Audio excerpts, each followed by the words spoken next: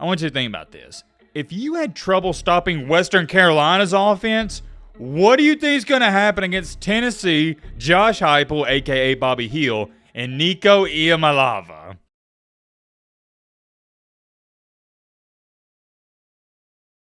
Okay, it's time to predict the Tennessee versus the NC State game because that is a top 25 matchup, and we're also going to talk about a couple other games. But first things first, so in my apologies, in a video we uploaded only a few hours ago, I was telling you guys another story, infamous story of that, about White Randy's glory days back in 7th grade PE class, and Daredevil says, PE class?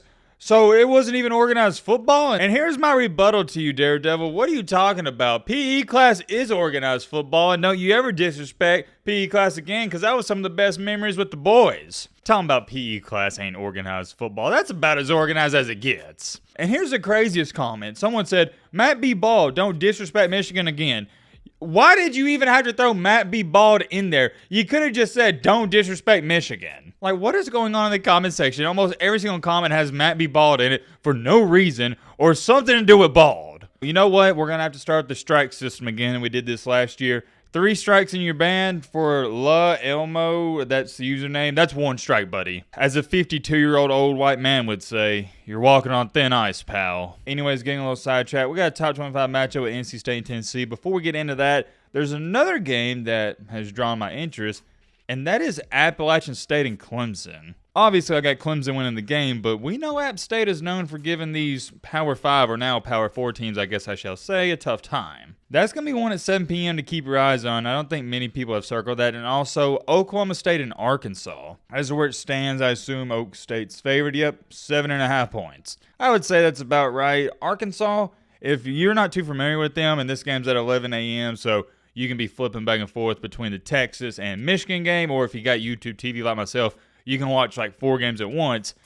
Arkansas has his new quarterback, and he looks pretty good. Kind of a taller and lanky guy. He was phenomenal in their season opener, but they didn't play anybody. I'm interested in this game because I think we're going to learn more about Arkansas than Oklahoma State. We know who Oklahoma State is. They got Ollie Gordon. They're a solid ball club, but I want to see if Arkansas can actually... I don't care if they win the game. I just want to see them compete. I feel bad for the Razorback fan base because they have an outstanding fan base at that, but the football team sucks. The good news is that at least you got John Calipari for basketball. I'll take Oklahoma State in that game, but I think they only win by 3 points. That's really the only interesting games outside the top 25 matchup with the NC State Wolfpack and the Tennessee Volunteers. This was a while back, probably a month and a half to 2 months ago, when we were looking at some of the preseason rankings, and I saw NC State in the top 25, and I said, what in the crap is going on?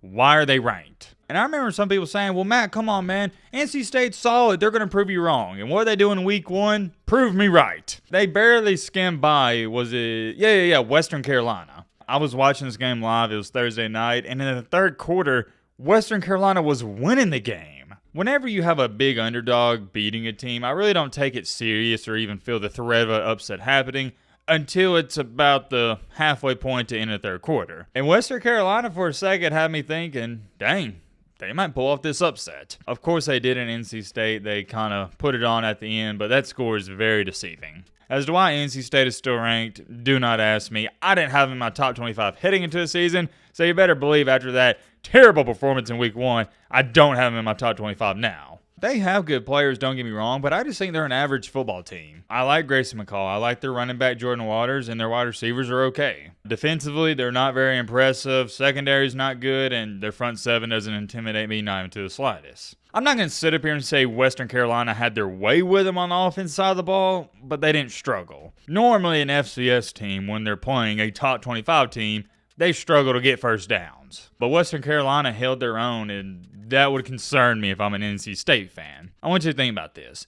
If you had trouble stopping Western Carolina's offense, what do you think is going to happen against Tennessee, Josh Heupel, a.k.a. Bobby Hill, and Nico Iamaleava? I said Iamaleava. The correct pronunciation is Nico Iamaleava, but you get the point. I will say it one more time for the people that don't know how to say his name. Get used to it. He's a superstar.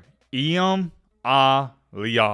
It's kind of a tongue twister for myself, so I just resort to Iamaleava. Getting back on track here, like I was saying, you couldn't stop Western Carolina, buddy. So what do you think Nico's going to do to you?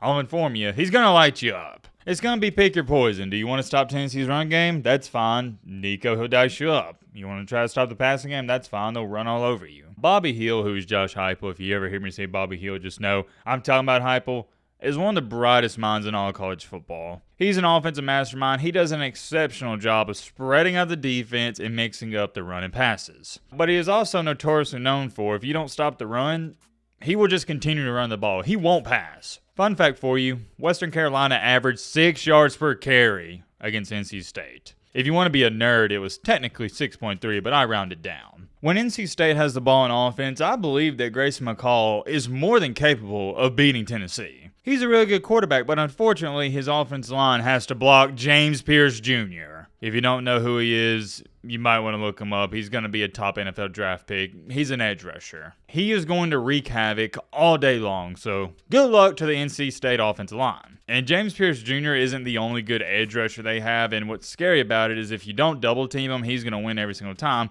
But if you do double team him, it just leaves up openings for everybody else. I know Tennessee's front seven, and like I said, the edge rushers are really good, but this game against NC State is really going to tell us how great they could be this year. There's a legit case and scenario where Tennessee's defense could take over this game. Not the offense, but the defense. I do think their secondary is where some of the weak spots open up, so if you can give McCall some time and he can get the ball down the field, you might get some home run plays. I don't see a scenario where NC State sees a ton of run success, so it's going to come down to quarterback play for them. On the flip side of the ball, when Nico's on offense, I'm going to continue to say it all throughout this video, good luck. I've been hyping up Ian Malava ever since he was in high school. I was stating it last year heading into the season, he should be starting over Joe Milton. He's that good, and he fits so perfectly in that Josh Heupel offensive scheme. I think it's going to be extremely similar to a video game type of performance for Nico. What do I mean when I say a video game type of performance? Let me explain. It's going to look like he has all day back there. He's going to have 3 different open wide receivers. He's going to be running around for 6, 7, 8 seconds,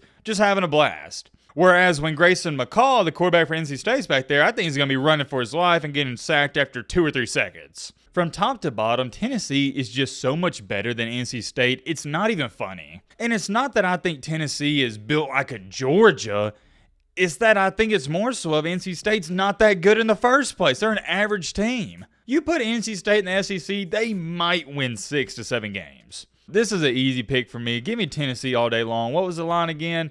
Tennessee, their favorite. Okay, 10 points. That ain't bad for myself. I think it's a little too low. I'd say I'd like to see that number around 12 or 13. Tennessee's offense is way too much, and their defense, you're not going to score a bunch on them. I'll take Tennessee, 45. NC State, let's go with 20. Me giving NC State 20 on offense has a lot to do with it. I think whenever Tennessee's up by 30 points, they're going to put in some of the backups, and NC State's going to score a lot of late touchdowns or maybe a late field goal that really doesn't matter. 45 to 20, I like that score. Kind of a blowout now that I think about it, but I just don't think it's going to be close. Might be close early on, but that Tennessee run game is going to wear down the NC State defense, and that's when they're going to pile on all their points. I'm curious. Let me know your thoughts down below. But